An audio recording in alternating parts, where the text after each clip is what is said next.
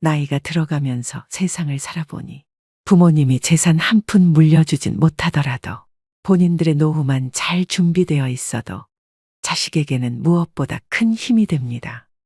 자식들은 내 앞가림만 잘하면 된다는 생각에 마음 한구석에 안심이 됩니다. 행복한 노후는 자식으로부터 독립함으로 시작한다고 합니다. 부모가 자식을 키웠으니 자식도 부모를 부양해야 한다는 인식은 시대착오적인 생각입니다. 내가 너 키우느라 들인 돈이 얼마인데 내 노후를 방치해 라는 생각으로 자식에게 바란다면 부모나 자식 모두 불행해집니다. 늙을수록 자식에 연연하지 말아야 합니다. 성장하여 가정을 이룬 자식에게 관심을 갖는 것은 사랑이 아니라 의지심의 표현일 뿐입니다. 자식에게 희생하며 애지중지 길렀더라도 부모의 노후는 스스로 준비해야 합니다. 옛부터 내리사랑은 있어도 치사랑은 없다는 말이 있습니다. 부모가 자식을 사랑하는 것은 자연스러운 일이지만 자식이 부모를 위해 희생하기는 좀처럼 어렵다는 것을 의미하는데요. 노후 준비가 덜 된 부모가 병원비, 생활비의 도움을 받고 싶은 마음은 이해합니다. 자식으로서 기본적인 도리로 도움을 준다면 좋지만 자식이 부모 세대보다 더 살기 힘든 게 요즘 시대라서 도움을 못 받아도 서운하다 생각하지 않아야 합니다. 형제간 갈등은 부모로부터 시작한다고 합니다. 부모가 자식으로부터 독립하지 못하면 자식들 사이에도 누가 부모를 어떻게 모시냐 등 갈등의 씨를 남겨주는 꼴이 되고 맙니다. 부모에게는 열 자식도 짐이 아니지만 자식들에게는 부모가 짐이 된다는 현실을 받아들이셔야 합니다. 요즘은 부모가 자식을 모시고 사는 시대라고 합니다. 자녀 결혼자금, 집 마련, 사업자금까지 대주고 손주 키워주기까지 무한 희생하고 나서 노후에 자식 며느리 눈치 보며 사는 삶은 부모로서 절대로 선택해서는 안 되는 길임을 명심하셔야 됩니다. 부모가 쉽게 퍼준 사랑은 자식들은 당연한 걸로 여기고 고마워하지 않습니다. 자식에게 퍼주지도 말고 부담 주지도 말고 100세까지 내 돈으로 내가 사는 게 현명한 길입니다. 노후에 자식이 있어야 된다는 소리는 하지 마시고 내 몸은 내가 건사해야 됩니다. 자식이 나를 위해 무엇을 해줄 수 있는지 기대하는 대신 내 노후를 위해 무엇을 해야 할 것인가에 초점을 맞추셔야 됩니다. 그래서 오늘은 자식에게 짐이 되지 않기 위해 준비하셔야 되는 3가지 방법에 대해 말씀드리려고 합니다. 여러분들의 노후에 대해 깊이 생각해보는 시간이 되셨으면 좋겠습니다. 바로 시작하겠습니다. 첫 번째는 신체적 독립입니다. 나이 들어서 요양원에 가지 않고 자식에게 의존하지 않으려면 육체적으로 독립할 수 있어야 됩니다. 사람은 누구나 나이가 들어감에 따라 신체적인 어려움에 마주하게 되는데요. 노후에는 건강을 잘 지키기만 해도 흑자 인생을 보낼 수 있습니다. 건강이 곧 돈이기 때문입니다. 자녀에게 부모 부양으로 경제적인 부담을 주지 않는 가장 손쉬운 방법이 바로 건강관리입니다. 나이가 들면 돋보기, 보청기, 틀니, 지팡이, 약봉지가 일상이 됩니다. 아프면 서럽다지만 더 큰 문제는 질병으로 인해 따라오는 삶의 질 저하인데요. 타인의 도움이 필요해지는 상황이 닥치면 더욱 실감하게 됩니다.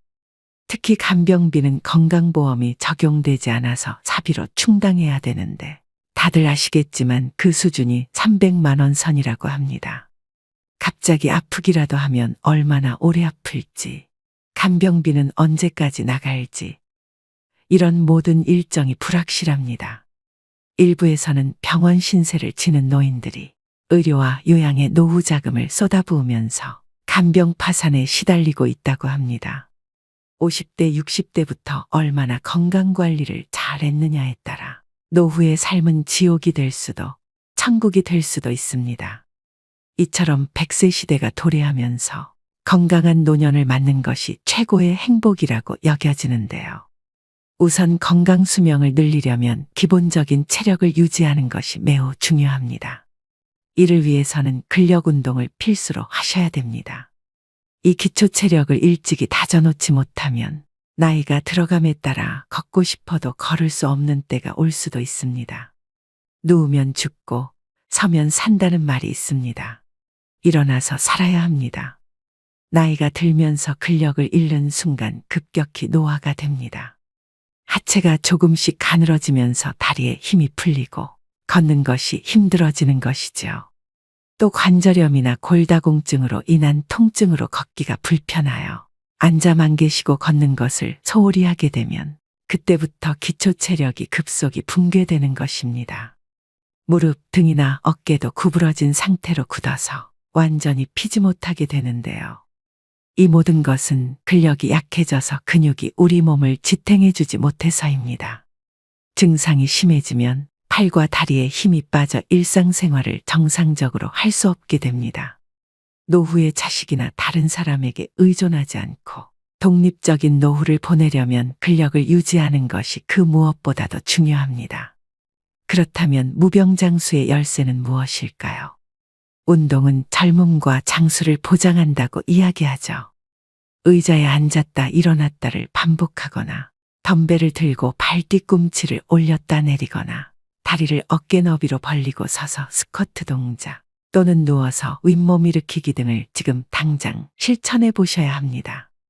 운동에 대한 부담감이 있거나 운동을 하기에 신체 능력이 많이 저하되셨다면 가볍게 걷기 운동부터 하시는 걸 추천드립니다. 마지막으로 중요하게 말씀드릴 부분은 균형을 잡는 운동인데요. 어르신들 중에 낙상 사고가 흔히 일어납니다. 낙상은 특히나 요즘같이 추운 겨울철에 더 발생률이 높아집니다. 젊은 사람들에 비해 노인이 낙상했을 경우 사망률은 10배, 입원율은 8배나 높다고 합니다. 낙상으로 인한 부상은 거기서 그치는 것이 아니라 정신적 건강 문제로도 이어질 수 있기 때문에 예방 및 관리가 필요합니다.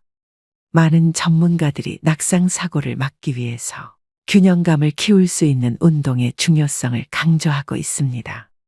가장 간단하고 확실한 운동 중 하나는 한 발로 서기입니다. 눈을 감고 한 발로 서서 30초간 유지하는 방법으로 매일 10회씩 반복하고 익숙해지면 시간을 점차 늘려가시면 좋습니다. 집에서 틈틈이 균형 잡기 운동을 실천하셔야 합니다. 다시 한번 강조드립니다. 노후의 가장 중요한 1순위는 신체적 기능을 최대한 유지하는 것에 집중하셔야 됩니다. 두 번째는 경제적 독립입니다. 노후 행복은 돈이 결정한다고 할 만큼 나이 들수록 돈이 필요해지는데요. 길어진 노후를 대비해서 젊은 시절부터 경제적 자립을 위한 준비를 하셔야 됩니다. 노후의 자식에게 짐이 되지 않으려면 경제적으로 여유가 있어야 합니다. 자식을 키우다 보면 돈이 들어가는 일이 상당히 많은 것이 사실인데요. 노후 준비 안 된 부모들이 많은 것도 어찌 보면 당연한 일이지만 결과적으로는 가난한 부모는 자식들에게 짐이 될 수밖에 없는 게 현실입니다. 일은 넘으면 힘 빠져서 돈 쓸 일도 별로 없을 텐데요. 주변의 노후 준비를 소홀히 하는 사람들은 이렇게 변명하기도 합니다. 하지만 노년기에는 노부모 간병, 자녀 지원, 배우자 병환, 주택 수리 등 오히려 예상치 못했던 목돈 지출이 발생하기 쉽습니다. 이런 돌발 상황에 대비하려면 일찍부터 경제적 독립을 준비하셔야 됩니다. 잔고가 바닥나면 일하면 되잖아 라고 생각할 수 있지만 건강이 나빠져서 예전처럼 돈을 벌지 못할 가능성이 높습니다. 하지만 신체적 여건이 되시는 분들은 무리하지 않는 선에서 현역으로 일을 계속 하시는 게 좋습니다. 또 젊었을 때 모아둘 거리라고 후회하지 않으려면 저축하는 습관을 몸에 익히셔야 합니다. 소득이 줄어들면 그에 맞춰 씀씀이도 줄여야 하지만 한번 높아진 소비 수준을 낮추기란 쉽지가 않습니다. 하지만 은퇴가 임박했다면 온 가족이 한마음으로 덜 쓰고 짐을 줄이는 연습을 하셔야 합니다. 지금 벌고 있는 소득은 20, 30년 후 고정적인 소득이 사라질 때 내 자신과 배우자가 쓸 소중한 씨앗입니다. 나중에 퇴직금을 받을 테니까 저축은 필요 없다는 생각도 위험합니다. 퇴직금을 일시금으로 받아서 주식이나 부동산 등에 투자하겠다는 유혹도 생길 수 있지만 성급히 결정하면 나중에 후회하기 쉬운데요. 나이 들어서 투자에 실패하면 젊을 때처럼 패자부활전이 어렵습니다. 힘들게 번 퇴직금은 놀리지 마세요라고 접근하는 사람은 100% 사기꾼이라고 생각하셔야 합니다. 노년기에 투자를 하고 싶다면 미국 등 글로벌 우량 금융상품에 한정하고 여행, 취미 등에 쓰는 돈도 예산 내에서 쓰시는 게 좋습니다.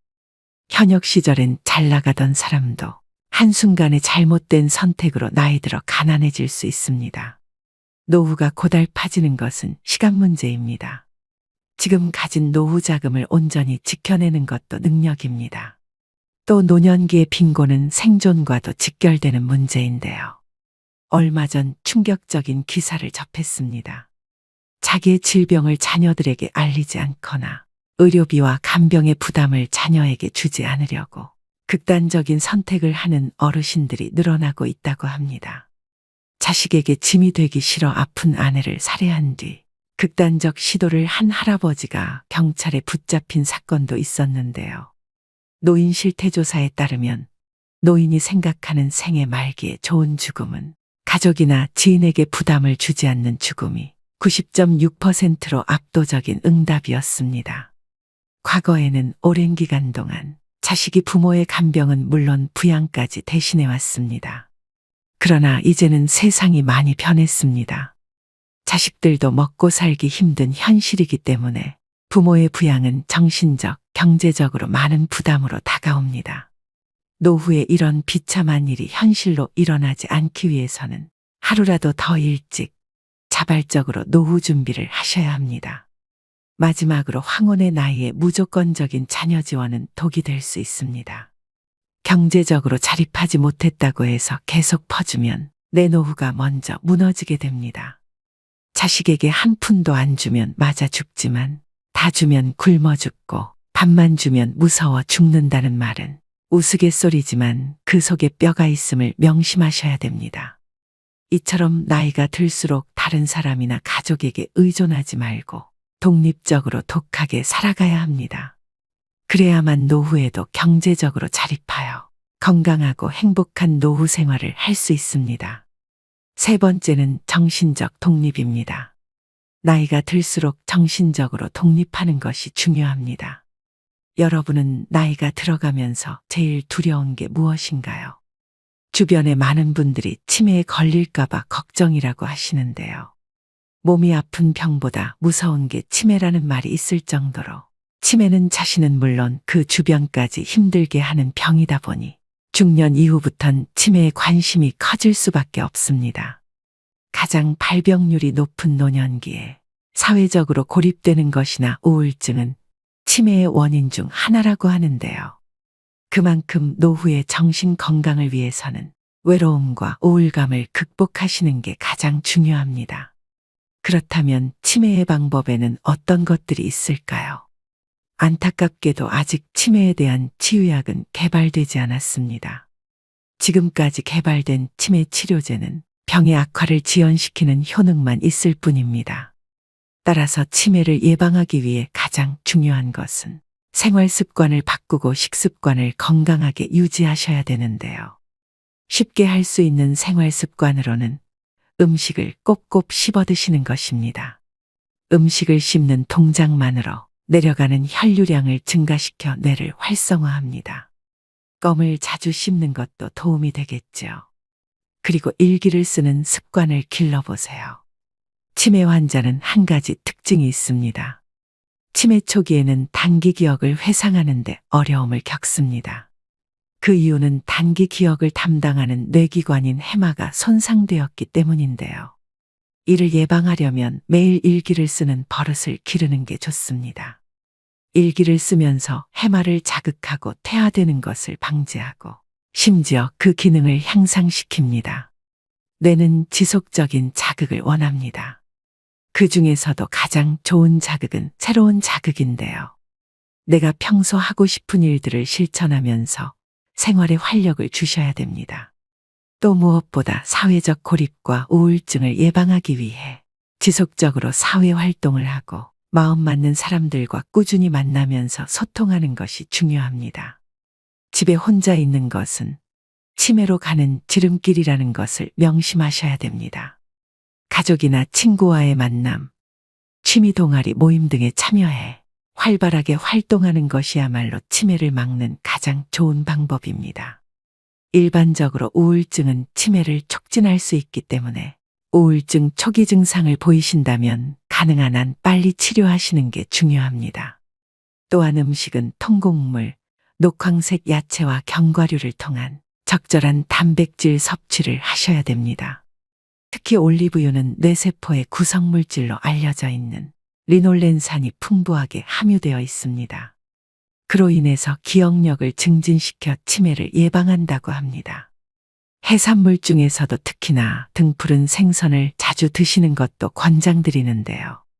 등푸른 생선에 함유되어 있는 오메가3는 두뇌에 영양을 공급해주는 것은 물론이고 혈액순환을 좋게 만들어줘서 치매 예방 음식으로 으뜸이라고 합니다. 종합적으로 노후의 정신적인 건강을 위해서는 긍정적인 마음으로 스트레스를 해소하고 혼자 있지 마시고 여러 사람들과 자주 어울리면서 즐겁게 사셔야 합니다. 부정적인 생각은 버리시고 지나간 과거를 후회하지 마세요. 하루하루를 즐겁게 보내는 생활을 하시기 바랍니다. 오늘의 영상 어떠셨나요? 오늘 말씀드린 자식에게 짐이 되지 않는 3가지 방법을 한 문장으로 정리하자면 저는 이렇게 표현할 수 있을 것 같은데요. 일주일에 한 번 친구들과 등산하고 내려와서 삼겹살에 소주 한잔 할 수 있으면 나의 노후 준비는 다 끝난 것이다. 일주일에 한 번 등산할 정도의 체력, 혼자 병원 다닐 수 있는 신체 능력과 자식들이 유일한 대인관계가 아닌 이렇게 어울려 외롭지 않게 지낼 친구가 있고 일주일에 한 번 정도는 나가서 외식하고 삼겹살에 소주, 두부에 막걸리 정도는 먹을 수 있는 경제적 여유면 충분합니다. 100세 시대가 확실한 이 시점에 이 3가지를 해낼 수 있는 것은 무척 중요하다고 생각합니다. 자식 농사가 부모의 노후를 보장하던 시대는 지났습니다. 자식이 잘 성장하여 독립했다면 그것으로 만족하고 더 이상의 기대는 금물입니다. 경제적으로 독립할 수 있다면 냉정하게 덧정을 끊어야 합니다. 관심의 모든 것은 잔소리로 비칠 뿐입니다. 노후에 가장 불행한 사람은 자식들에게 손을 벌리는 사람이라고 합니다. 그러나 더 큰 불행은 자식에게 무거운 몸뚱아리를 맡기는 것이겠죠. 자식에도 부모 부양의 책임을 지우지 않으려면 부모도 자식을 기르는 목표를 정해놓고 양육해야 합니다. 대학을 졸업하거나 취업하는 시점 정도로 양육 목표를 정해놓고 그 후에는 독립적인 경제활동을 하도록 해야 되는데요. 자식도 자신의 인생을 살고 부모도 부모의 인생과 노후 준비에 매진하면서 서로 부담을 주지 않는 관계로 사는 것이 최선입니다. 물론 자식으로서 부모를 나몰라라 하라는 건 아닙니다. 자식의 도리는 꼭 경제적인 것만을 의미하지는 않지요. 가끔 찾아뵙고 서로 소통하며 안부 전하고 맛있는 밥 한 번씩 먹는 정도면 충분합니다. 부모의 노후를 자식에게 의존해야 한다는 옛날의 가족 개념이나 효도 사상이 지금의 현실이 아님을 이 시대의 어르신들은 직시해야 됩니다. 효도는 이제 변화하는 시대를 따르지 못하는 낡은 전통으로 여겨지고 있습니다. 효도를 받던 부모 세대에게도 효도를 하던 자식 세대에게도 이제 효도는 멍해요 부담일 뿐입니다. 마지막으로 어느 노인의 요양병원 일기를 들려드리면서 오늘의 영상 마무리하겠습니다. 노후 준비의 중요성을 다시금 일깨우셨으면 합니다. 열심히 살 때에는 세월이 총알 같다 하고 쏜 화살 같다 하건만 할 일 없고 몸이 쇠하니 세월이 가지 않는다고 그렇게 한탄하시더이다. 정신이 맑으면 무엇하리요. 자식이 많은들 무엇하리요. 보고품만 더하더이다. 차라리 정신을 놓아버린 저 할머니처럼 세월이 가는지 자식이 왔다 가는지 애지중지하던 자식을 보아도 몰라보시고 그리움도 사랑도 다 기억에서 지워버렸으니 천진난만하게 하루 세끼 주는 간식만이 유일한 낙이더이다. 자식 10여 남매 있음 무엇하리요. 이 한 몸 거할 곳 없더이다. 아들, 딸, 자식들, 유명 인사인들 무엇하리요. 이 한 몸 갈 곳 없어 여기까지 흘러 왔더이다. 허리띠 졸라매고 최고 학벌 자랑하며 고생도 보람으로 알고 자식 뒷바라지 했던들 무엇하리요. 작디 작은 이 한 몸, 자식이 아닌 다른 사람 손에 매인 것을 인생 종착역인 이곳까지가 멀고도 험하였으니 종착역에 벗은 많으나 마음 나눌 곳 없어 외롭더이다. 앞을 못 보는 사람, 듣지 못하는 사람 속에 맑은 정신은 외롭기만 하더이다. 치매로 정신을 망각하면 차라리 그것이 신의 선물이 아닐까요? 나는 무슨 죄를 지어 이런 고통 속에서 살아가야 하는 것입니까? 언제까지 이 고통을 감내해야 하는 것입니까? 망각하는 그것만이 고통에서 벗어나는 유일한 방법일지도 모릅니다. 몸은 쇠하고 정신 맑으면 무엇하리요. 괴로움만 더하더이다. 가는 마당의 야속함도 사랑도 그리움도 추억도 정신에서 모두 내려놓으니 차라리 마음이 홀가분하지는 않을까요? 모진 비바람도 다 지나간 조용히 흐르는 저 호수 같은 마음으로 훌훌 떠나고 싶습니다. 요양병원에 입원한 어느 노인의 일기가 어떠셨나요? 과거엔 부모님들은 자식에게 일평생을 투자하고 노후를 보장받기도 하는 것이 일반적이었으나 이젠 정부의 사회복지 서비스가 아니라면 자신이 스스로의 노후를 책임져야 할 시대입니다. 아직도 연금 타고 퇴직금 타서 울며 불며 매달리는 자식에게 결혼비용, 사업자금, 취업자금 다 털어주고 빈털터리가 된 부모들이 길거리에 내몰리는 것이 현실입니다. 결국 서로 비참한 꼴이 되지요. 한 푼 없이 늙고 초라한 부모가 자식들에게 더 이상 부모가 아닌 것이 오늘의 세태입니다. 자식에겐 교육까지만 책임져주고 언제까지가 될지 모를 자신의 제3의 인생인 노후 대비의 만전을 기해야 합니다. 이 현실이 남의 이야기가 아닌 바로 우리 노인들의 이야기입니다. 오늘도 노후의 지혜와 함께 해주셔서 감사드립니다. 황금빛으로 무르익어가는 여러분의 지혜로운 인생을 언제나 응원합니다.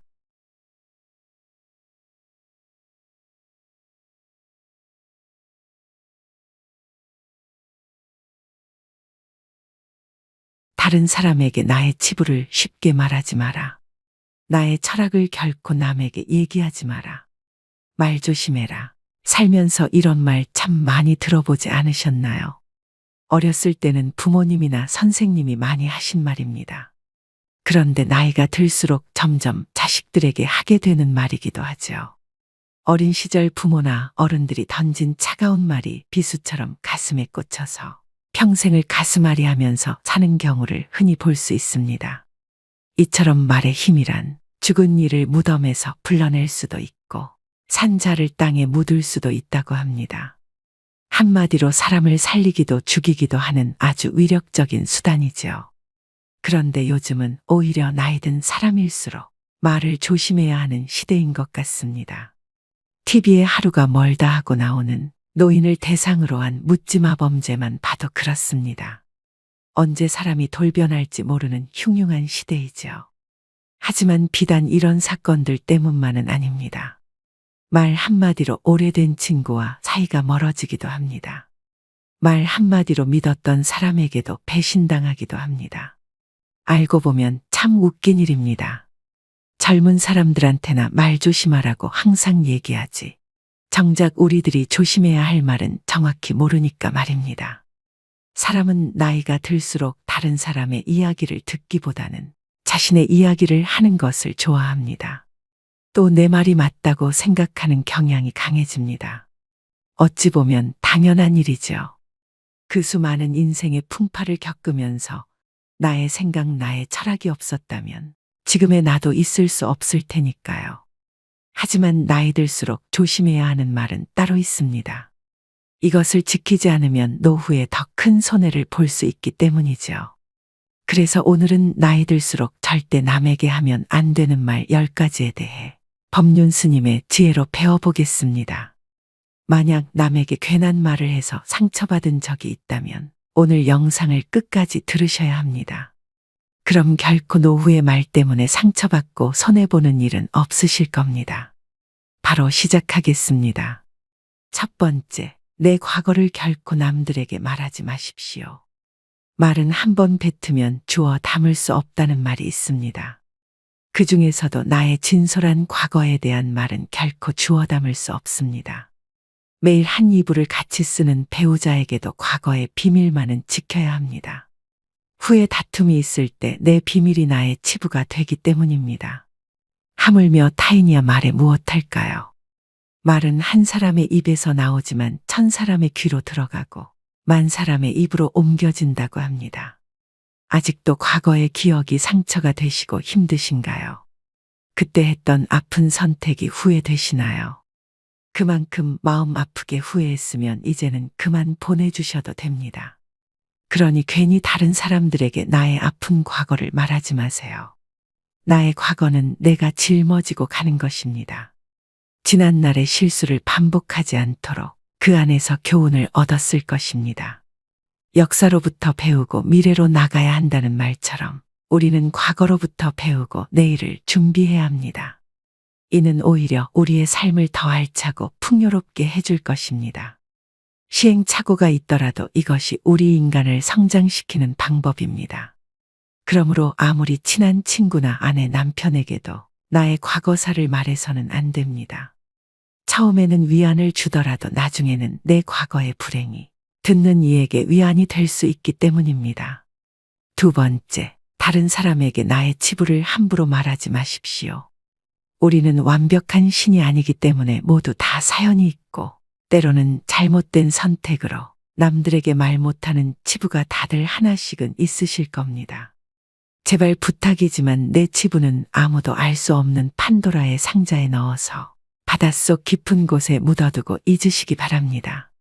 비록 처음에는 위로받을 수 있을지 몰라도 나중에는 그것이 나의 약점이 됩니다.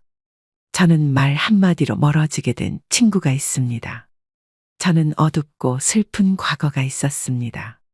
그럴 때 위로가 되는 것은 친구에게 솔직하게 털어놓는 거라고 생각했죠. 물론 맞는 부분도 있습니다. 그저 형식적인 따뜻한 위로를 받을 수 있으니까 말이죠. 그러나 잠시뿐입니다. 하지만 결론적으로 타인에게 위로를 받겠다는 기대는 저에게 다시 화살이 되어 돌아왔습니다. 그리고 근본적인 해결책은 될 수 없습니다.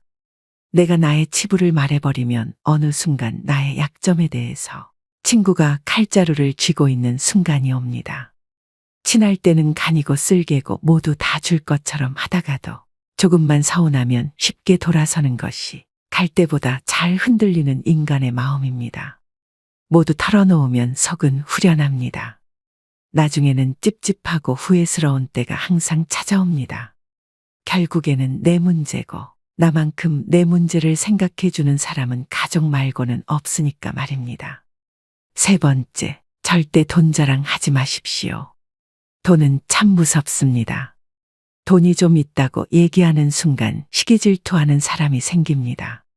인간은 다른 이가 나보다 더 많은 것을 가졌다는 이유만으로도 상처받는 존재입니다. 부자들도 있겠지만 대부분의 사람들은 하루하루 힘들게 살아가는 게 현실입니다. 간혹 졸부들 돈 많은 티를 못 내서 안달입니다. 머리부터 발끝까지 명품으로 도배하고 가진 것이 많다고 없이 사는 사람들을 무시하는 사람도 많습니다. 그런 사람들을 보면 어떤 생각이 드시나요? 우아하고 귀티난다고 생각하시는 분들은 많지 않으실 겁니다. 오히려 없어 보이고 천박하다고까지 느껴지기도 할 것입니다. 모두가 돈을 잘 벌기 위해 저마다의 투쟁을 하고 있는 시대입니다. 돈 자랑 한 번 잘못하면 듣는 이에게 빨간 사이렌이 울립니다. 나는 이렇게 힘든데, 나는 저만큼 못 버는데, 이런 생각이 안 들 수가 없습니다. 요즘 어르신들 대상으로 하는 범죄가 참 많아지고 있습니다. 대부분은 돈 좀 있다고 말하는 어르신들 등골 빼먹으려고 하는 사람들입니다. 친구의 권유로 투자를 했다가 돈을 잃은 사람도 있고 퇴직금으로 받은 돈을 아들의 사업자금으로 썼다가 몽땅 잃어버리게 된 사람들도 있습니다. 돈 자랑도 아무나 하는 게 아닙니다. 괜히 돈 자랑했다가 돈 빌려달라는 사람 때문에 곤란해질 수도 있습니다. 네 번째, 나의 목표를 남들에게 절대로 말하지 마십시오. 사공이 많으면 배가 산으로 간다라는 말은 다들 들어보셨을 겁니다. 주변에서 이래라 저래라 간섭하는 사람이 많으면 내 목표를 이루기 힘들다는 말이죠. 아직 시작도 안 한 목표를 남들에게 말하는 것은 내 목표로부터 멀어지는 일입니다. 출발도 하기 전에 의지를 뺏깁니다. 결국 목표를 만들고 성취하는 것은 자신에게 달려 있어 목표를 향해 어느 정도 진전을 이룰 때까지 혼자 알고 있으셔야 됩니다. 타인의 조언이 오히려 혼란만 일으킵니다. 내 목표를 입 밖으로 꺼내면 낱말하기 좋아하는 사람들이 목표를 방해하기 십상입니다. 또 어차피 서로 다른 삶을 살아왔기 때문에 상대방의 충고는 도움이 되기는커녕 장애물이 될 수 있습니다. 우직한 마음으로 묵묵히 혼자서 목표를 향해 나아가셔야 됩니다. 자신감 있게 스스로의 판단을 신뢰하고 믿으셔야 됩니다. 분명한 것은 인생 항로를 명확하게 정했다면 그 목표가 지향하는 곳을 향해 거침없이 나아가야 한다는 것입니다. 그 과정에서 가장 중요한 것은 스스로의 의지뿐입니다. 다섯 번째, 남들에게 절대로 생색을 내지 마십시오. 입만 열면 자랑하고 생색내는 사람이 있습니다. 자랑 같지 않은 것을 자랑하는가 하면 대화가 안 통하는 사람도 있습니다. 누구나 생색내는 사람과 같이 있을 때 피곤하고 스트레스를 받았던 경험이 한 번씩 있었을 것입니다. 불교에서는 보시라는 단어를 사용합니다. 보시는 은혜를 베푼다는 뜻이죠. 주고 나서는 잊어버려야 합니다. 준 것에 집착하면 생색내게 되고 대접받고 싶게 됩니다. 분명 나는 내 것을 줬는데 왜 안 돌아오지? 하지 마십시오.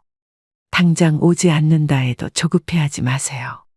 내가 설령 그 복을 받지 못해도 내 자손에게라도 복이 가게 됩니다. 주변에 보면 항상 웃는 얼굴로 남에게 베풀며 사시는 어르신들이 있습니다. 당장 보면 손해인 것 같아도 그 자식들에게 다 그 은덕이 내려갑니다. 좋은 마음으로 친구 밥 사주고 술 사줬으면 그냥 잊어버려야 됩니다. 다음은 친구가 사겠지 생각하면 자꾸 기대하게 됩니다. 마음 안에서 진심으로 베푼 것은 모를 수가 없습니다. 사람이 모르면 하늘이 알고 땅이 압니다. 굳이 선행을 밝히지 마시고 생색내지도 마세요. 내가 진실한 마음으로 착한 일을 했다면 그것만으로도 차고 넘치고 충분합니다.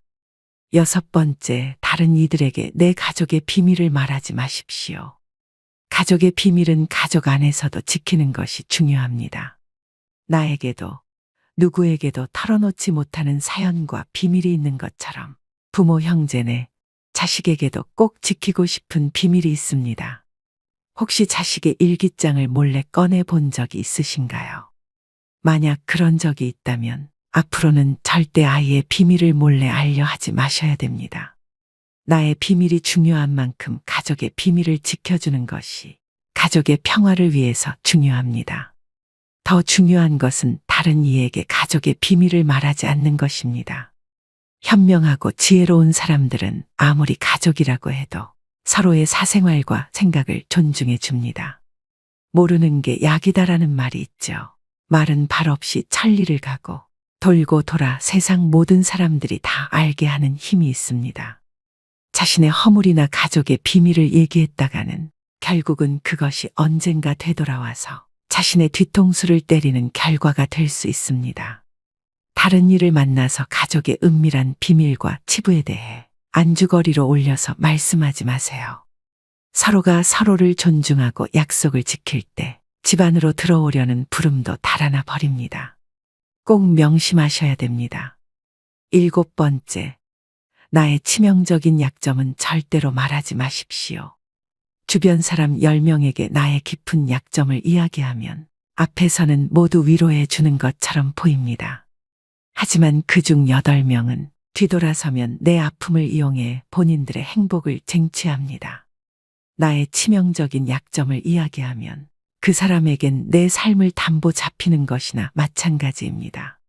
피치 못할 상황에서 약점을 이야기해야 할 때도 절대로 모든 약점을 한 번에 이야기하지 말아야 합니다. 일단 입 밖으로 내뱉으면 주워 담을 수 없기 때문에 늘 조심해야 합니다. 수다쟁이처럼 말을 많이 한다고 해서 사람들 사이에서 인기 있는 것은 아닙니다. 오히려 주변에 사람이 모이고 은은한 기운을 바라는 사람은 말하기보다는 다른 사람의 말을 더 잘 들어주는 사람입니다. 타인의 약점을 통해 위안을 얻고 즐기는 게 인간입니다. 정말 치명적인 약점은 혼자의 노력으로밖에 극복 불가능합니다. 8번째, 나만의 철학을 남들에게 이야기하지 마십시오. 모든 사람은 각자의 신념과 철학을 가지고 있습니다. 100명에게 물어보면 100명 모두 다른 가치관을 가지고 있죠. 이것은 당연한 인생사 이치입니다. 오랜 세월의 격정과 풍파를 이기는데 내 소신이 없었다면 가능했을까요? 내 신념이 나에게는 아무리 좋다 할지라도 다른 사람의 시각에선 이해할 수 없는 것일 수도 있습니다. 우리는 종종 자신의 경험과 가치관을 타인에게 적용하려는 고집이 있습니다. 나이가 들수록 사람들은 자신의 경험과 지식을 통해 억측에 의존하려는 경향이 있는데요. 하지만 이것은 갈등과 신뢰의 파괴를 초래합니다. 따라서 나이가 들수록 내 철학을 남에게 강요하거나 설득하려 하지 말아야 합니다. 다들 아시다시피 사람은 쉽게 바뀌지 않습니다. 내 마음, 내 습관 하나 바꾸기 어려운데 남들이 내 뜻대로 바뀌기를 기대해서는 안 됩니다. 내 머리만 아파질 뿐입니다. 특히 자식 문제에 있어 부모의 생각을 강요하지 마셔야 됩니다. 중학교 2학년을 지나온 부모님들은 자녀들이 부모님의 말에 정확히 반대로 행동하고 때로는 반항한다는 사실을 알고 있을 것입니다. 강요해서 잘 풀리는 일이란 없죠. 자녀를 위해 최선을 다하되 스스로의 철학은 혼자서만 소신 있게 지키는 게 좋습니다. 9번째, 친구의 비밀을 알게 되어도 또 다른 친구에게 말을 옮기지 마십시오. 여러분을 믿는 친구가 본인의 비밀을 알려주어도 절대로 또 다른 누군가에게 그 말을 옮기면 안 됩니다. 친구의 비밀은 내 마음속 판도라의 상자 깊은 곳에 넣고 잊어버리십시오. 내 친구를 진정한 친구라고 생각한다면 나라도 그 비밀을 지켜줘야 합니다. 가벼운 내 입 때문에 소중한 친구를 잃게 될 수도 있습니다. 또 그 친구에게 평생에 지울 수 없는 상처를 입히게 될 수도 있습니다. 그보다 슬프고 억울한 일은 없습니다. 입장을 바꿔 내가 절친한 친구 한 명에게만 약점을 털어놨는데 시간이 지나 모두가 내 약점을 안다고 생각해 보세요.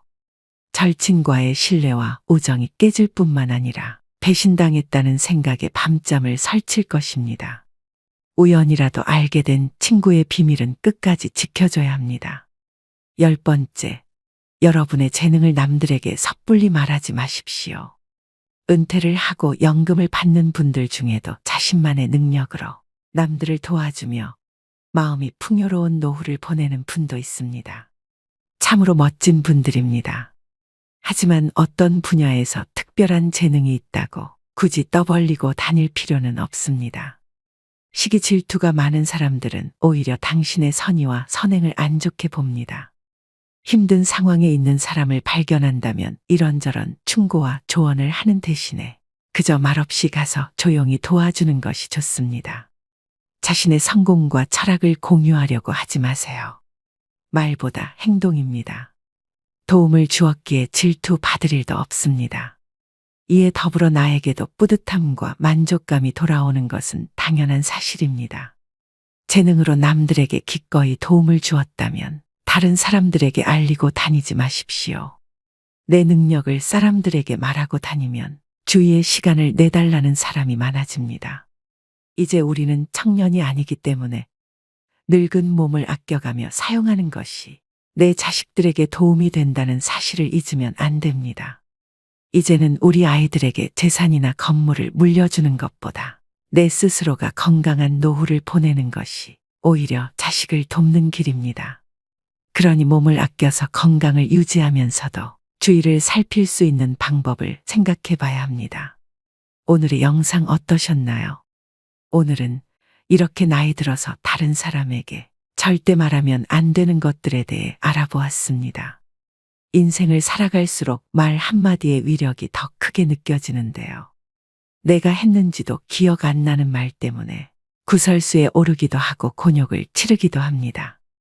말은 정말 잘해야 본전이고 보통은 너무 말이 많으면 실언을 하는 경우가 많습니다. 무엇이든지 조심해서 나쁠 것이 없습니다. 특히 말은 주워 담을 수 없기 때문에 사전에 미리 조심해서 화를 피해야 합니다. 오늘도 노후의 지혜와 함께 해주셔서 감사드립니다. 황금빛으로 무르익어가는 여러분의 지혜로운 인생을 언제나 응원합니다. 첫 번째, 내 과거를 결코 남들에게 말하지 마십시오. 말은 한 번 뱉으면 주워 담을 수 없다는 말이 있습니다. 그 중에서도 나의 진솔한 과거에 대한 말은 결코 주워 담을 수 없습니다. 매일 한 이불을 같이 쓰는 배우자에게도 과거의 비밀만은 지켜야 합니다. 후에 다툼이 있을 때 내 비밀이 나의 치부가 되기 때문입니다. 하물며 타인이야 말에 무엇할까요? 말은 한 사람의 입에서 나오지만 1000사람의 귀로 들어가고 10,000사람의 입으로 옮겨진다고 합니다. 아직도 과거의 기억이 상처가 되시고 힘드신가요? 그때 했던 아픈 선택이 후회되시나요? 그만큼 마음 아프게 후회했으면 이제는 그만 보내주셔도 됩니다.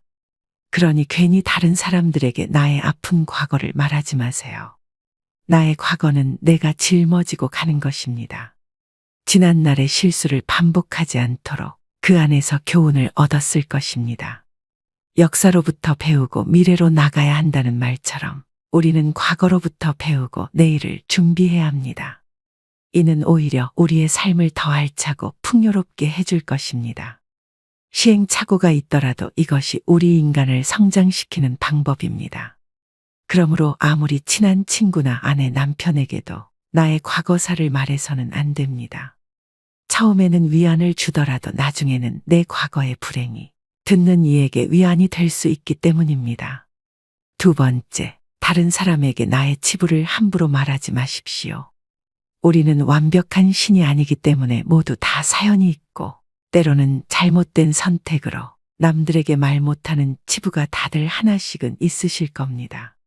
제발 부탁이지만 내 치부는 아무도 알 수 없는 판도라의 상자에 넣어서 바닷속 깊은 곳에 묻어두고 잊으시기 바랍니다. 비록 처음에는 위로받을 수 있을지 몰라도 나중에는 그것이 나의 약점이 됩니다. 저는 말 한마디로 멀어지게 된 친구가 있습니다. 저는 어둡고 슬픈 과거가 있었습니다. 그럴 때 위로가 되는 것은 친구에게 솔직하게 털어놓는 거라고 생각했죠. 물론 맞는 부분도 있습니다. 그저 형식적인 따뜻한 위로를 받을 수 있으니까 말이죠. 그러나 잠시뿐입니다. 하지만 결론적으로 타인에게 위로를 받겠다는 기대는 저에게 다시 화살이 되어 돌아왔습니다. 그리고 근본적인 해결책은 될 수 없습니다. 내가 나의 치부를 말해버리면 어느 순간 나의 약점에 대해서 친구가 칼자루를 쥐고 있는 순간이 옵니다.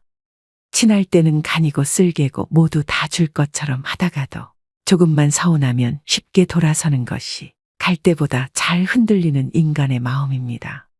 모두 털어놓으면 속은 후련합니다. 나중에는 찝찝하고 후회스러운 때가 항상 찾아옵니다. 결국에는 내 문제고 나만큼 내 문제를 생각해주는 사람은 가족 말고는 없으니까 말입니다. 세 번째, 절대 돈 자랑하지 마십시오. 돈은 참 무섭습니다. 돈이 좀 있다고 얘기하는 순간 시기질투하는 사람이 생깁니다. 인간은 다른 이가 나보다 더 많은 것을 가졌다는 이유만으로도 상처받는 존재입니다. 부자들도 있겠지만 대부분의 사람들은 하루하루 힘들게 살아가는 게 현실입니다. 간혹 졸부들 돈 많은 티를 못 내서 안달입니다. 머리부터 발끝까지 명품으로 도배하고 가진 것이 많다고 없이 사는 사람들을 무시하는 사람도 많습니다. 그런 사람들을 보면 어떤 생각이 드시나요? 우아하고 귀티난다고 생각하시는 분들은 많지 않으실 겁니다. 오히려 없어 보이고 천박하다고까지 느껴지기도 할 것입니다. 모두가 돈을 잘 벌기 위해 저마다의 투쟁을 하고 있는 시대입니다. 돈 자랑 한 번 잘못하면 듣는 이에게 빨간 사이렌이 울립니다. 나는 이렇게 힘든데, 나는 저만큼 못 버는데, 이런 생각이 안 들 수가 없습니다. 요즘 어르신들 대상으로 하는 범죄가 참 많아지고 있습니다. 대부분은 돈 좀 있다고 말하는 어르신들 등골 빼먹으려고 하는 사람들입니다. 친구의 권유로 투자를 했다가 돈을 잃은 사람도 있고, 퇴직금으로 받은 돈을 아들의 사업자금으로 썼다가 몽땅 잃어버리게 된 사람들도 있습니다. 돈 자랑도 아무나 하는 게 아닙니다. 괜히 돈 자랑했다가 돈 빌려달라는 사람 때문에 곤란해질 수도 있습니다. 네 번째, 나의 목표를 남들에게 절대로 말하지 마십시오. 사공이 많으면 배가 산으로 간다라는 말은 다들 들어보셨을 겁니다. 주변에서 이래라 저래라 간섭하는 사람이 많으면 내 목표를 이루기 힘들다는 말이죠.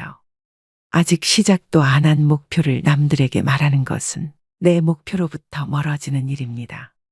출발도 하기 전에 의지를 뺏깁니다. 결국 목표를 만들고 성취하는 것은 자신에게 달려 있어 목표를 향해 어느 정도 진전을 이룰 때까지 혼자 알고 있으셔야 됩니다. 타인의 조언이 오히려 혼란만 일으킵니다. 내 목표를 입 밖으로 꺼내면 낱말하기 좋아하는 사람들이 목표를 방해하기 십상입니다. 또 어차피 서로 다른 삶을 살아왔기 때문에 상대방의 충고는 도움이 되기는커녕 장애물이 될 수 있습니다. 우직한 마음으로 묵묵히 혼자서 목표를 향해 나아가셔야 됩니다. 자신감 있게 스스로의 판단을 신뢰하고 믿으셔야 됩니다. 분명한 것은 인생 항로를 명확하게 정했다면 그 목표가 지향하는 곳을 향해 거침없이 나아가야 한다는 것입니다. 그 과정에서 가장 중요한 것은 스스로의 의지뿐입니다. 다섯 번째, 남들에게 절대로 생색을 내지 마십시오. 입만 열면 자랑하고 생색내는 사람이 있습니다. 자랑 같지 않은 것을 자랑하는가 하면 대화가 안 통하는 사람도 있습니다. 누구나 생색내는 사람과 같이 있을 때 피곤하고 스트레스를 받았던 경험이 한 번씩 있었을 것입니다. 불교에서는 보시라는 단어를 사용합니다. 보시는 은혜를 베푼다는 뜻이죠. 주고 나서는 잊어버려야 합니다. 준 것에 집착하면 생색내게 되고 대접받고 싶게 됩니다. 분명 나는 내 것을 줬는데 왜 안 돌아오지? 하지 마십시오. 당장 오지 않는다 해도 조급해하지 마세요. 내가 설령 그 복을 받지 못해도 내 자손에게라도 복이 가게 됩니다. 주변에 보면 항상 웃는 얼굴로 남에게 베풀며 사시는 어르신들이 있습니다. 당장 보면 손해인 것 같아도 그 자식들에게 다 그 은덕이 내려갑니다. 좋은 마음으로 친구 밥 사주고 술 사줬으면 그냥 잊어버려야 됩니다. 다음은 친구가 사겠지 생각하면 자꾸 기대하게 됩니다. 마음 안에서 진심으로 베푼 것은 모를 수가 없습니다. 사람이 모르면 하늘이 알고 땅이 압니다. 굳이 선행을 밝히지 마시고 생색내지도 마세요. 내가 진실한 마음으로 착한 일을 했다면 그것만으로도 차고 넘치고 충분합니다. 여섯 번째, 다른 이들에게 내 가족의 비밀을 말하지 마십시오. 가족의 비밀은 가족 안에서도 지키는 것이 중요합니다. 나에게도 누구에게도 털어놓지 못하는 사연과 비밀이 있는 것처럼 부모 형제네, 자식에게도 꼭 지키고 싶은 비밀이 있습니다. 혹시 자식의 일기장을 몰래 꺼내 본 적이 있으신가요? 만약 그런 적이 있다면 앞으로는 절대 아이의 비밀을 몰래 알려 하지 마셔야 됩니다. 나의 비밀이 중요한 만큼 가족의 비밀을 지켜주는 것이 가족의 평화를 위해서 중요합니다. 더 중요한 것은 다른 이에게 가족의 비밀을 말하지 않는 것입니다. 현명하고 지혜로운 사람들은 아무리 가족이라고 해도 서로의 사생활과 생각을 존중해 줍니다. 모르는 게 약이다라는 말이 있죠. 말은 발 없이 천리를 가고 돌고 돌아 세상 모든 사람들이 다 알게 하는 힘이 있습니다. 자신의 허물이나 가족의 비밀을 얘기했다가는 결국은 그것이 언젠가 되돌아와서 자신의 뒤통수를 때리는 결과가 될 수 있습니다. 다른 이를 만나서 가족의 은밀한 비밀과 치부에 대해 안주거리로 올려서 말씀하지 마세요.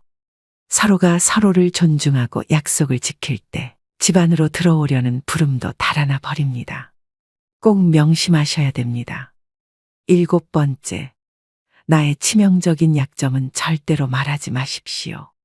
주변 사람 10명에게 나의 깊은 약점을 이야기하면 앞에서는 모두 위로해 주는 것처럼 보입니다. 하지만 그중 8명은 뒤돌아서면 내 아픔을 이용해 본인들의 행복을 쟁취합니다. 나의 치명적인 약점을 이야기하면 그 사람에겐 내 삶을 담보 잡히는 것이나 마찬가지입니다. 피치 못할 상황에서 약점을 이야기해야 할 때도 절대로 모든 약점을 한 번에 이야기하지 말아야 합니다. 일단 입 밖으로 내뱉으면 주워 담을 수 없기 때문에 늘 조심해야 합니다. 수다쟁이처럼 말을 많이 한다고 해서 사람들 사이에서 인기 있는 것은 아닙니다.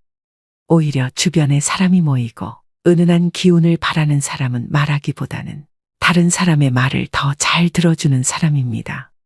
타인의 약점을 통해 위안을 얻고 즐기는 게 인간입니다. 정말 치명적인 약점은 혼자의 노력으로밖에 극복 불가능합니다. 8번째, 나만의 철학을 남들에게 이야기하지 마십시오. 모든 사람은 각자의 신념과 철학을 가지고 있습니다. 100명에게 물어보면 100명 모두 다른 가치관을 가지고 있죠. 이것은 당연한 인생사 이치입니다. 오랜 세월의 격정과 풍파를 이기는데 내 소신이 없었다면 가능했을까요? 내 신념이 나에게는 아무리 좋다 할지라도 다른 사람의 시각에선 이해할 수 없는 것일 수도 있습니다. 우리는 종종 자신의 경험과 가치관을 타인에게 적용하려는 고집이 있습니다. 나이가 들수록 사람들은 자신의 경험과 지식을 통해 억측에 의존하려는 경향이 있는데요.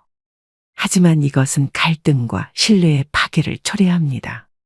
따라서 나이가 들수록 내 철학을 남에게 강요하거나 설득하려 하지 말아야 합니다. 다들 아시다시피 사람은 쉽게 바뀌지 않습니다. 내 마음, 내 습관 하나 바꾸기 어려운데 남들이 내 뜻대로 바뀌기를 기대해서는 안 됩니다. 내 머리만 아파질 뿐입니다. 특히 자식 문제에 있어 부모의 생각을 강요하지 마셔야 됩니다.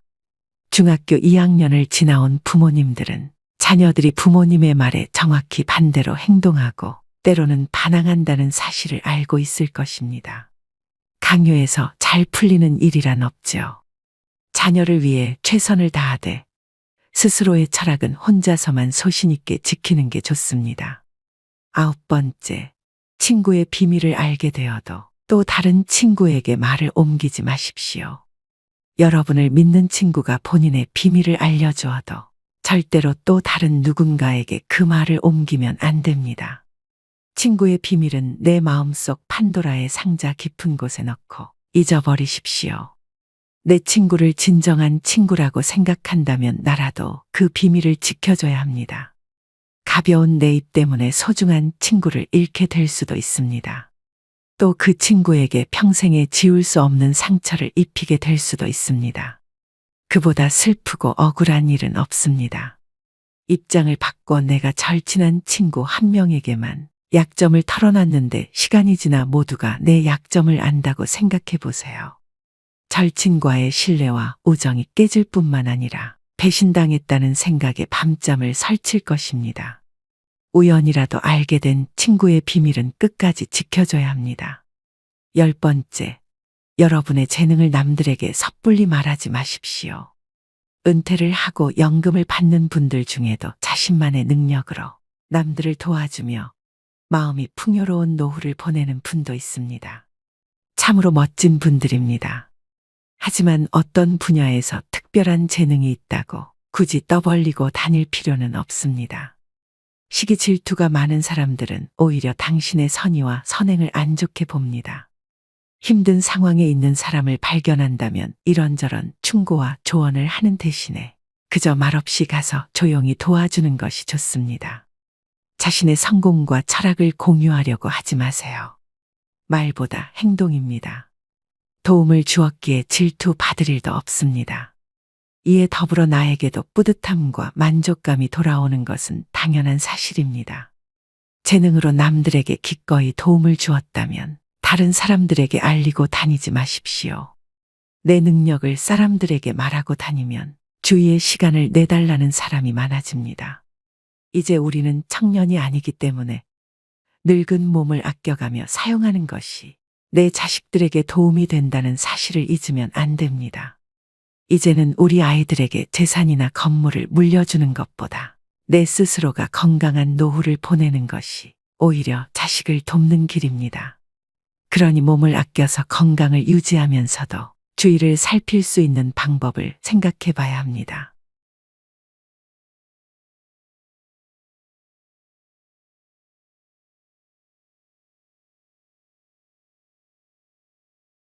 인생을 살다 보면 노력만으로는 해결되지 않는 일이 참 많습니다. 운칠기삼이라는 단어만큼 우리네 삶을 정확하게 표현하고 있는 말도 없는데요.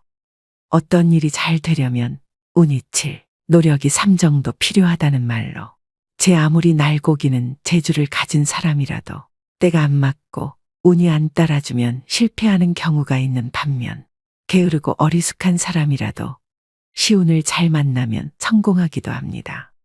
이제 중년을 넘어 되돌아보니 운칠기삼이란 말에 조금 더 공감하게 되는데요. 이처럼 누구나 한 번쯤은 내 운세가 변했으면 좋겠다는 생각을 해본 적이 있으실 겁니다. 운에만 의존하며 인생을 살아갈 수는 없는 일이지만 타고난 운이라는 것이 있다면 나는 어떤 운을 가지고 있는지 또 어떻게 운을 발전시킬 수 있는지 궁금한 게 사람 마음이기도 합니다. 이런 고민들을 우리의 옛 어른들도 해왔다고 하는데요. 바로 생일의 끝자리로 자신이 어떤 운을 타고났는지 알아볼 수 있는 생일 풍수에 대한 내용이 그것입니다.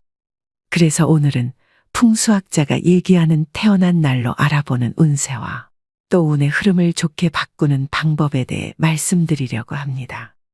영상의 마지막에는 다가오는 2024년 갑진년의 대박나는 띠도 함께 알려드리겠습니다. 영상을 끝까지 시청하시고 주변 소중한 분들에게도 공유하셔서 내 생일에는 금전운, 건강운 등 어떤 운이 관련 깊은지와 운의 흐름을 좋게 바꾸는 특별한 방법에 대해서도 알아가셨으면 좋겠습니다. 그럼 바로 시작하겠습니다. 풍수란 천지의 에너지인 기를 조절하여 살기 좋은 환경을 만드는 기술을 말합니다. 오랜 역사 속에서 배양된 풍수는 점성술도 주술도 아니며 사람들의 실제 경험에서 비롯된 지혜의 집대성인데요. 생활하면서 늘 기운이 없거나 취직이 잘 안 되거나 돈이 잘 모이지 않거나 일이 잘 풀리지 않을 때는 생활 풍수로 행운을 불러오는 방법을 알아볼 필요가 있습니다. 이러한 생활 풍수에는 생일 풍수도 있는데 생일 풍수란 자신이 태어난 날짜의 끝자리 수만으로 자신의 성격과 운명을 알아보는 것을 말합니다. 이것은 역학의 수신비에 의한 것으로 옛날 중국에서는 숫자 하나하나에 여러 가지 뜻이 깃들어 있다고 여겨왔다고 하는데요. 예를 들어 절구가 3월 3일, 5월 5일과 같이 홀수가 겹치는 것도 3과 5라는 숫자가 가진 힘을 얻기 위해서였다고 합니다. 역학에서 숫자에 관한 전설은 7천년 전으로 거슬러 올라갑니다. 황하에서 발견된 태고 시대에 용마 등껍질에 적힌 1부터 10까지의 숫자 문장이 그 시초입니다. 그 후 거북이 등에 일정하게 새겨진 숫자 문장도 발견됐는데 이 거북이 등에 적힌 숫자는 오늘날 우리가 역학의 기본으로 하는 숫자의 배치와 같습니다. 즉, 태고부터 오늘날까지 중국에서는 숫자 철학을 계승해 왔던 것이죠. 중국의 부자들은 비즈니스 관계의 사람을 만날 때 생일 풍수를 이용하여 관시를 맺기도 합니다. 재물복이 있는 사람과 사업을 하게 되면 더 큰 성공을 이룰 수 있기 때문입니다. 중국 부자들 사이에서 7천년간 내려온 생일 풍수란 게 무엇이길래 이토록 열광하는 것일까요? 오늘은 태어난 날의 끝자리 수로 성격과 운명을 잃는 생일 풍수를 알아보겠습니다. 양력생일 기준 1일, 11일, 21일, 31일에 태어난 사람. 만물은 1일부터 시작합니다. 봄에 싹을 키우는 것처럼 착실하게 전진해 나가는 성실한 사람입니다. 동작 면에서는 항상 먼저 나아가 움직이기 때문에 사업을 하게 되면 가장 먼저 성공할 수 있습니다. 이 날짜에 태어난 사람은 재물복이 가장 많습니다. 그러나 천성은 한 마리 늑대와 같고 인간관계에서는 혼자 설치다가 고립되는 경우도 있습니다. 자존심이 센 만큼 고집도 세고 자칫 돈을 모으는데 힘들 수는 있으나 귀인을 통해 인생에서 좋은 기회가 올 수 있습니다. 무엇이든 처음의 첫걸음에 강함으로 계절로는 봄에, 시간으로는 오전 중에 전력을 다하면 성공할 수 있습니다. 이것이 성공의 비결입니다. 2일, 12일, 22일에 태어난 사람. 음과 양, 안과 박, 일이 둘로 나누어져 음양이 된 숫자 2. 그러므로 이면성을 가지고 있습니다. 누구나 금방 친해지는 반면 타산적으로 상대를 저울질하기도 하는데 이러한 성격을 활용하면 정치가도 될 수 있습니다. 1과 0 두 종류의 기호로 작동하는 컴퓨터 관계 일을 하면 좋습니다.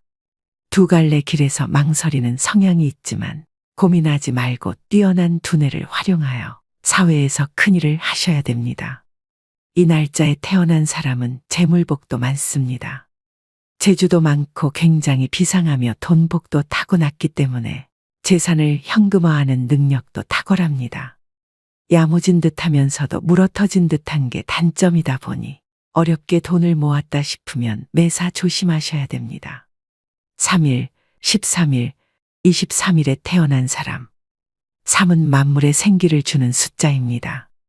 밝음과 발전의 숫자, 좋은 머리와 성격, 수려한 외모 등 삼위일체의 덕을 겸비한 사람입니다. 당연히 인기가 있어서 평생 먹는 것에 구애받지 않고 살 수 있습니다. 단 인기 때문에 남성은 삼각관계에 주의해야 하며 특히 23일에 태어난 사람은 술로 망할 수 있으므로 과음은 삼가도록 해야 됩니다. 여름을 좋아하는 성격이므로 휴가를 남쪽 섬에서 보내는 것도 좋습니다. 금전운은 채우기 힘든 동그릇을 타고났습니다. 돈을 모으고 재물복이 있게 하려면 욕심을 부리지 말아야 됩니다. 4일, 14일, 24일에 태어난 사람. 사신상은 북쪽엔 현무, 동쪽엔 청룡, 서쪽엔 백호, 남쪽엔 주작이 보호해주는 이상적인 토지를 사신상이라고 합니다. 24일에 태어난 사람은 성격이 온순하고 돈에 구애 않는 행운의 운명을 가지고 있습니다. 4일과 14일에 태어난 사람의 성격은 제멋대로이며 사방팔방 일을 저지르고 돌아다니는 타입이므로 사면초가의 쓰라린 경험을 맛보지 않도록 주의해야 합니다. 욕심이 많으며 뜬구름을 잡으려는 성향이 있으니 착실하게 일하는 것이 좋습니다. 물질적인 풍요로움보다는 심적 풍요로움을 중요시하는 경향이 있기 때문에 큰 돈을 벌 수 있는 기회를 놓칠 수가 있습니다. 5일, 15일, 25일에 태어난 사람. 목화토, 금수, 자연스럽게 순환하는 오행의 움직임과 비슷하며 원만한 성격의 소유자입니다. 책임감도 강해서 주위 사람들로부터 신뢰가 두터우며 지도자 타입입니다. 오감이 예민해서 사람들에게 호감을 받는 반면 자신의 좋고 싫음이 확실한 것이 오게티입니다. 가족운은 좋으며 자녀 간의 인연도 깊기 때문에 일과 가정에 충실한 인생을 보낼 수 있습니다. 행운의 색상은 노란색입니다. 타고난 돈그릇이 크기도 하고 장사의 소질도 있습니다. 머리가 좋고 수단도 좋으며 돈 버는 방법을 잘 알고 있습니다. 단 주의할 것은 너무 돈을 쫓으면 건강 문제가 발생할 수 있으니 조심해야 됩니다. 6일, 16일, 26일에 태어난 사람. 역의 8개를 만드는 6개의 성과 같이 신비적인 힘을 가졌습니다. 온화하고 친절한 성격은 운을 불러들여 윗사람에게 귀여움을 받는 강한 운을 가지고 있습니다. 사람을 잘 다루며 회식 자리에서 2차, 3차까지 상대해주는 타입입니다. 단 26일생은 완고한 스타일이지만 어떤 환경에서도 잘 극복해 나갈 수 있는 힘을 가지고 있습니다. 가난한 집안에서 태어났다 하더라도 기본적으로 돈복을 가지고 태어났기 때문에 어려운 일이 닥쳐도 헤쳐나갈 수 있으면 누군가는 내 돈복을 채워주는 때가 옵니다.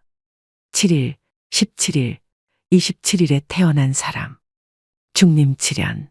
세상 사람들이 무슨 말을 하든 오로지 자신만의 길을 가는 사람입니다. 독립심이 강해서 여성도 칠대양 각지를 넘나들며 성공할 수 있는 자질을 가지고 있습니다. 단 다른 사람들의 의견을 들으려 하지 않는 고집 때문에 밖에서는 7인의 적과 충돌하기도 합니다. 흥정에 약합니다. 행운의 색상은 흰색입니다. 가을에 활동하면 좋은 일이 생깁니다. 8일, 18일, 28일에 태어난 사람. 칠전팔기. 역경에 강한 성격으로 끈기가 있고 반드시 성공합니다. 부지런하며 팔면육비로 대활약하는 등 평생 일할 운도 가지고 있습니다. 팔면육비란 8개의 얼굴과 6개의 팔이라는 뜻으로 혼자 여러 사람 몫의 일을 하는 것을 말합니다. 끝이 넓어지는 숫자 8은 중국에서 발제의 숫자라고 하며 만년이 행복합니다. 이 날짜에 태어난 사람도 재물복이 많습니다. 단 28일생은 고독을 즐기는 특이한 성격으로 사람을 사귀기가 어려운 타입입니다. 너무 일에만 전념하지 말고 폭넓은 사귐을 갖도록 노력해야 합니다. 처음에는 돈이 없지만 나이를 먹을수록 점점 돈이 쌓이는 대기만성형 타입입니다. 돈거래를 조심해야 됩니다. 9일, 19일, 29일에 태어난 사람. 중국에서는 굴을 완전한 궁극의 양수로 여겨왔으며 일본에서는 궁중을 구중이라고 할 정도로 예민한 감성과 두뇌를 가지고 있습니다. 그러나 사람을 멀리하려는 완벽주의는 모함을 받기도 하는 등 고립되기 십상입니다. 긴긴 가을밤을 홀로 보내야 하는 노후가 될 가능성이 있으므로 주변 사람들과의 대화를 소중히 여겨야 합니다. 29일생으로 현명한 사람으로 인망이 높습니다. 돈그릇과 욕심도 적당하며 땀을 흘린 만큼 돈을 버는 타입입니다. 재물이 들어왔을 때 이성 문제를 각별히 조심해야 됩니다. 10일, 20일, 30일에 태어난 사람. 어머니 뱃속에 있는 천진난만한 아기와 같이 자꾸 끌려드는 인상을 가진 사람입니다. 성격은 온순하여 손해보기 십상입니다. 한 가지 일에 열중하는 타입으로 한번 시작한 일은 끝을 보아야 마음이 놓입니다. 도박은 절대로 가까이 해서는 안 됩니다. 격차가 좀 심한 편이지만 아무리 괴롭고 힘들어도 참고 견디면 반드시 행운이 찾아옵니다. 힘을 안 들여도 돈을 벌 수 있습니다. 재물복은 좋으니 주변 사람으로부터 신임을 얻으면 그 운은 더 상승합니다. 본인의 생일 끝자리로 보는 생일 풍수에 대해 알아보았는데요. 많은 사람들이 운은 자신이 어쩔 수 없는 것이라고 생각하지만 내가 타고난 운이 없는 사람이라면 운이 좋아지길 마냥 기다리지 않고 좋은 운이 들어올 수 있게 행동에 나서야 되는데요. 운의 변화는 내가 바뀌지 않고 변하지 않으면 절대 생겨나지 않습니다.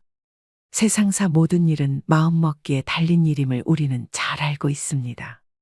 설사 나쁜 운도 노력해서 좋은 운으로 바꿀 수 있다고 믿으면 믿는 대로 되는 것이 그 또한 세상사 이치이지요. 그런 마음으로 접근하셔야 합니다. 내 인생이 내 뜻대로 잘 풀리지 않을 때 분위기를 반전시킬 묘책은 얼마든지 있기 때문입니다. 그렇다면 나쁜 운을 좋은 운으로 되돌리는 개운법에는 어떤 것이 있을까요? 첫 번째는 부정적인 감정은 빨리 털어버리고 이미 운 좋은 사람처럼 행동하셔야 됩니다. 역시 난 안 되라고 계속 암시하면 누구라도 불안해지고 일이 꼬이게 됩니다. 운은 항상 기운이 밝고 긍정적인 사람에게 흘러가게 되어 있는데요. 나는 운이 좋은 사람이다라는 말을 습관처럼 해보세요. 성공한 수많은 사람들은 입버릇처럼 운이 좋았다고 얘기합니다. 할 수 있다고 생각하면 할 수 있고 할 수 없다고 생각하면 할 수 없게 되듯이 운이 좋다고 말하면 운이 좋아지고 운이 나쁘다고 말하면 운이 나빠지게 됩니다. 말에는 자기 실현에 힘이 있기 때문이죠. 생각의 차이가 운을 바꿉니다. 마음이 바뀌면 자세가 달라지고 스스로 좋은 기운을 발산해 운이 좋아지게 되어 있습니다. 뿐만 아니라 내가 상대에게 준 긍정적인 에너지도 반드시 나에게 돌아옵니다. 내가 긍정적인 에너지를 줬음에도 내게 침을 뱉을 사람이 있을까요? 그런 일은 잘 일어나지 않습니다. 상대를 배려하는 긍정적인 말은 사실 별것 아닌 것처럼 보일 수 있습니다.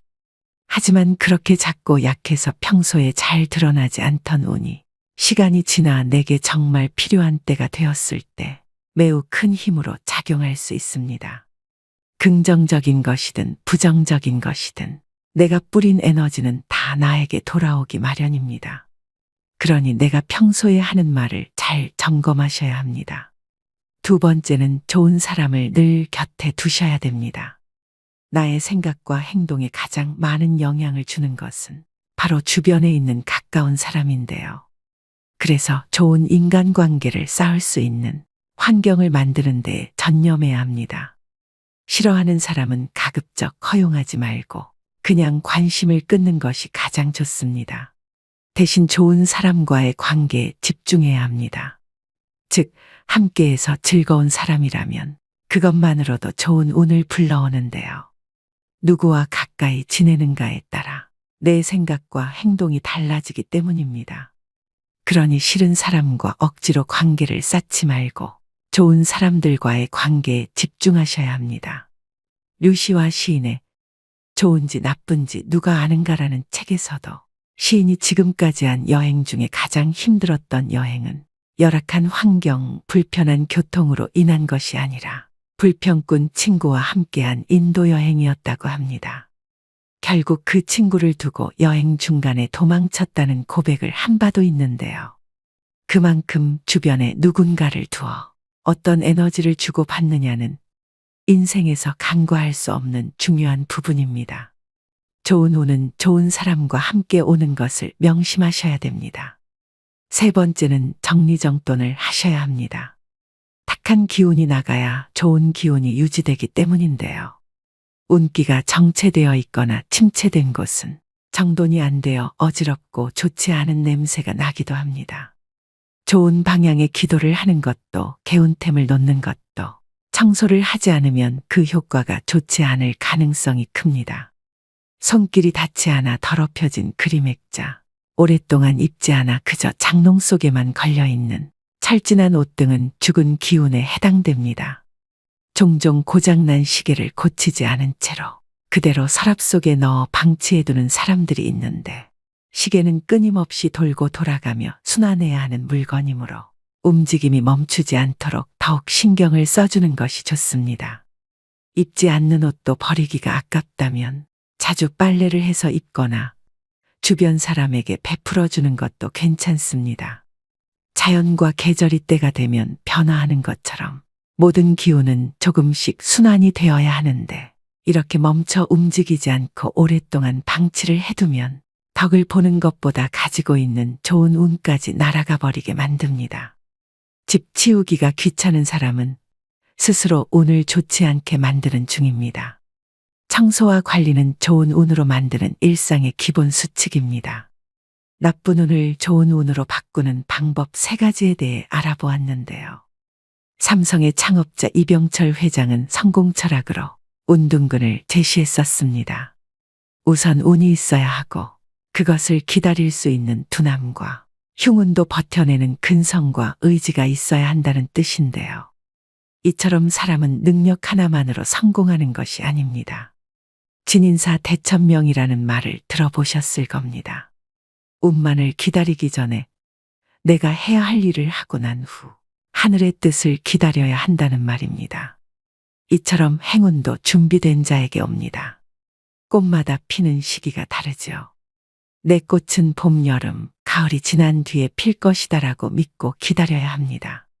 말씀드린 개운법 3가지를 꼭 실천해 보시길 바랍니다. 아주 간단한 이 방법만으로도 틀림없이 운이 변하는 여러분을 느끼게 될 것입니다. 마지막으로 다가오는 새해 갑진년을 맞아 2024년에 대박나는 띠를 알려드리면서 영상 마무리하겠습니다. 저희 구독자 여러분들 모두 새해에는 운수대통하시길 바랍니다. 대박나는 띠 첫 번째는 뱀띠입니다. 기존의 힘든 시기를 지나 새롭게 도약하고 잘 되는 시기입니다. 생각했던 목표보다 더 큰 성과를 이룰 수 있는 해이기도 한데요. 나를 도와주는 귀인을 통해 재물을 얻을 수 있는 성취운 등 횡재수가 커집니다. 또한 승진운도 좋기 때문에 임금 인상의 기회가 있을 수 있습니다. 다방면에 재주가 있고 도화의 끼가 많으므로 왕성한 활동이 있는 시기입니다. 2024년은 전반적으로 편안하게 살고 즐거운 일이 많은 한 해가 됩니다. 대박나는 띠 두 번째는 호랑이띠입니다. 갑진년을 맞이하여 굴곡진 기복을 뛰어넘고 2024년도에 크게 대박나는 띠입니다. 귀인이 찾아오며 기회를 맞이하는 성취운이 높은데요. 횡재수가 커서 무슨 일을 하더라도 큰 성과를 낼 수 있는 시기입니다. 양력 5월, 6월에 태어난 분들은 재물운, 건강운, 성취운 인덕으로 새해를 맞이할 수 있다고 합니다. 대박나는 띠 세 번째는 원숭이띠입니다. 원숭이띠 분들은 날 삼재까지 오느라 그동안 참 고생 많으셨습니다. 2024년에는 재물운과 문서운이 좋아지는 원숭이띠는 예상하지 못한 곳에서 큰 돈을 벌게 됩니다. 3월과 7월에 큰 복이 들어오고 좋은 일이 생긴다고 합니다. 새로운 일을 시작하는 사람이나 자영업자들에게 더욱 좋은 해가 될 것이라고 하니 인생의 터닝포인트로 갑진년엔 여러모로 마음을 편히 가지셔도 될 것 같습니다. 대박나는 띠 네 번째는 닭띠입니다. 새로운 확장 가능성이 열려 재물운과 귀인을 만나는 시기인데다가 운기가 상승하는 시기까지 겹쳐서 새로운 미래로의 도약을 도와줄 적당한 시기라고 합니다. 그동안 무엇을 해도 시작조차 안 되고 너무 힘들었던 닭띠분들은 갑진년에는 상승운을 타고 꼭 대박나셔서 본인이 하고자 하시는 길에서 반짝반짝 빛나는 기회가 있다고 하니 용기 내서 꾸준하게 나아가시길 기원합니다. 대박나는 띠 마지막은 토끼띠입니다. 2024년에는 원하는 모든 것을 성취할 수 있는 매우 길한 해입니다. 합격문서, 자격증, 집문서 등을 말하는 문서운이 높아지고 재물이 들어오는 큰 기회가 생길 수 있습니다. 7월과 8월 즈음에 기운이 들어오면서 운이 트이고 하반기에는 좋은 결과로 이어져 대박이 날 수 있습니다. 주의할 점은 사람을 귀하게 생각해야 기회가 옵니다. 오늘의 영상 어떠셨나요? 다사다난했던 2023년이 지나가고 있습니다. 2024년 푸른 용의 해인 갑진년을 맞아 구독자 여러분들 모두 힘들었던 일은 미련 없이 잊어버리시고 그동안 소원하셨던 일들이 모두 이루어지시는 한 해가 되길 바랍니다. 무엇보다 건강과 가정의 평안이 가득하시기를 기원하며 올해 노후의 지혜 채널에 보내주신 관심에도 무한히 감사드립니다. 오늘도 노후의 지혜와 함께 해주셔서 감사드립니다. 황금빛으로 무르익어가는 여러분의 지혜로운 인생을 언제나 응원합니다.